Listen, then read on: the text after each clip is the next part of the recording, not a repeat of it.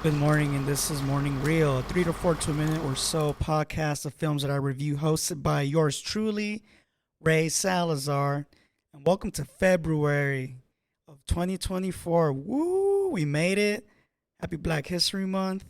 Now, the film that I'm going to review today is not, celebrating Black History Month, but in fact, I'm actually going to review a film, in the spirit of Black History Month. I'm not going to tell you yet, but I got two films in mind, and between those two, I'm going to pick one, obviously.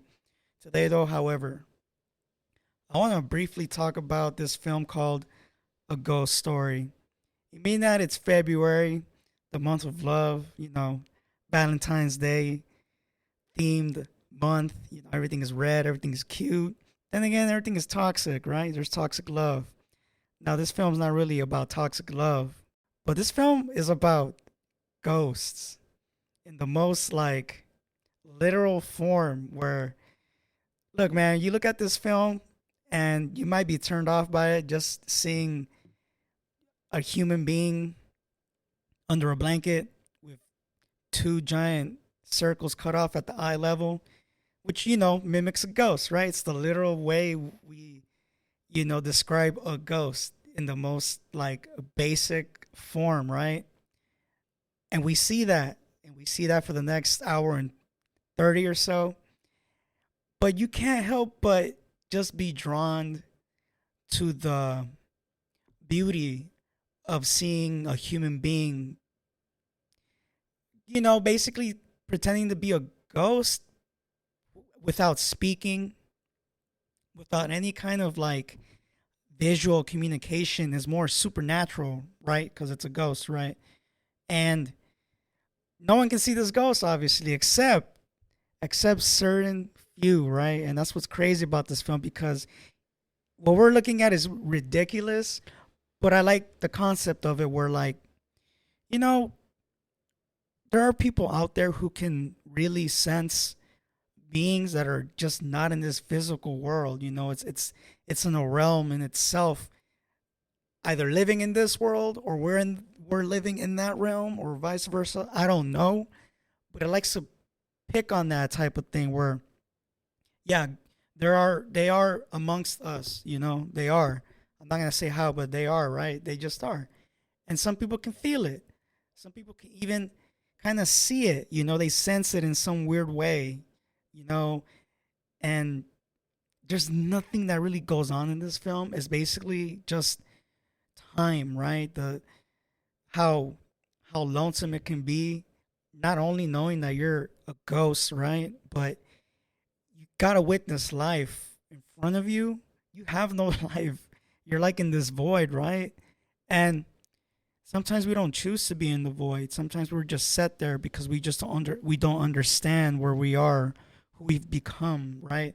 And this film does kind of play on that. It plays on a relationship, right? A relationship between two people, starred by Casey Affleck and Rooney Mara. And I gotta say, this is quite a casting, man. I didn't think a casting like that could work. I'm happy that Rooney Mara is playing a character where she doesn't co-star with Joaquin Phoenix. No offense, but come on, dude. We need to see some diversity here. Anyways, it's all about this relationship, right? And you can tell these two people or they love each other. I can't say they're in love, right? But they do love each other. And something happens, and we just see ghosts now. Ghosts appear, and they're trying to communicate, and they can in some weird way.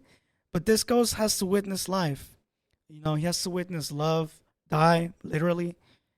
He has to witness people talking about existentialism, what life really means, because like me doing this podcast right now could be the most meaningless thing that I can do in my life, right? But I create value out of it.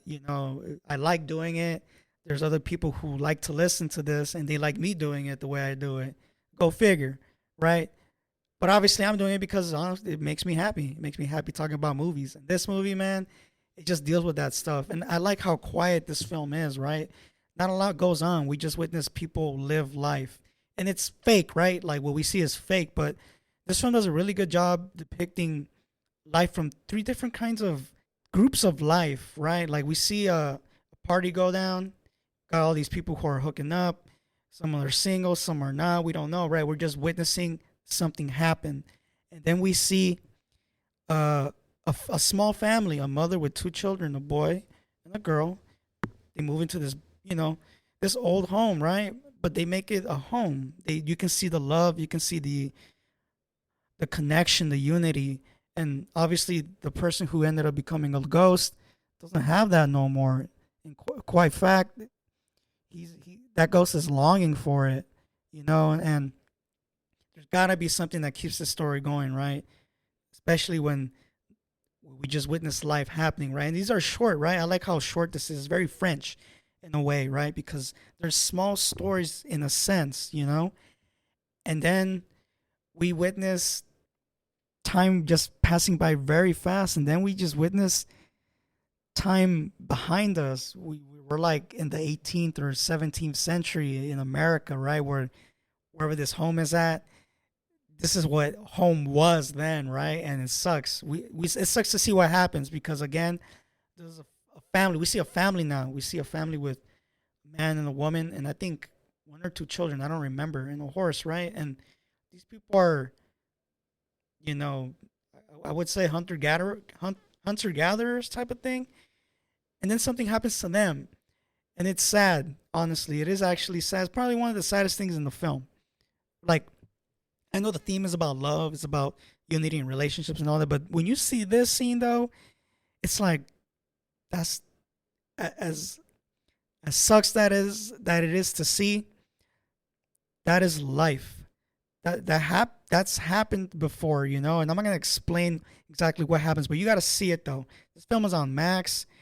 Then again, you can buy it on YouTube. You can buy it on iTunes or whatever. I like for you to check out this film.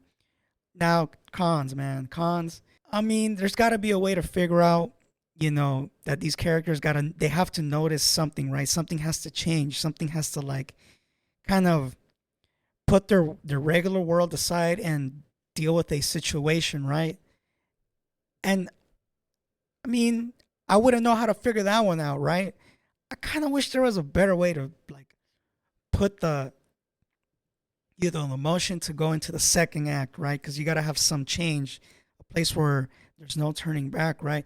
Overall, it's a good first act that this film has, but the little emotion that goes towards it, I don't know, man. But I gotta say, I gotta dig this film because it has great cinematography. Who knew seeing a human being draped over with a blanket and two holes cut out can look so good, can play out so good, you know? This film, oh man, like the way they shot this film and in certain parts, right, it's just like kind of genius because you don't really have to do much, but here you are not doing much, and it's very effective. Rooney Mara's acting is really good.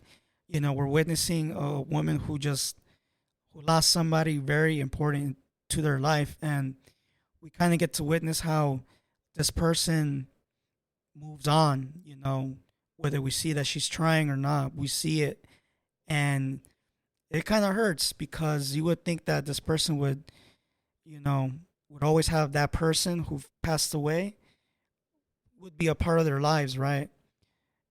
And we don't know that, right? So she leaves a little small note in the crack of one of the seams in the home.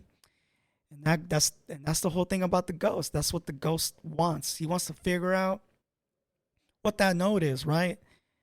And it's funny because of this film's logic, we see you know, if you're a ghost stuck in this world, in this physical existence, you know, obviously you got some things to figure out, right? You're in a void, and it's kind of amazing to see, you know, what happens when that void is fulfilled, right?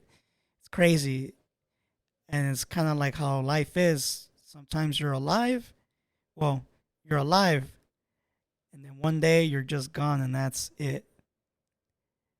And whoa, dude, I don't know if you heard that, but the power went out. We gotta check what's going on. I saw the electricity spark, but three and a half out of four tokes. Follow me on Morning Shot Films, IG and YouTube. Check out my website, morningshotfilms.co. On to the next one. Next week, possibly Groundhog Day. Oh crap! It's happening again.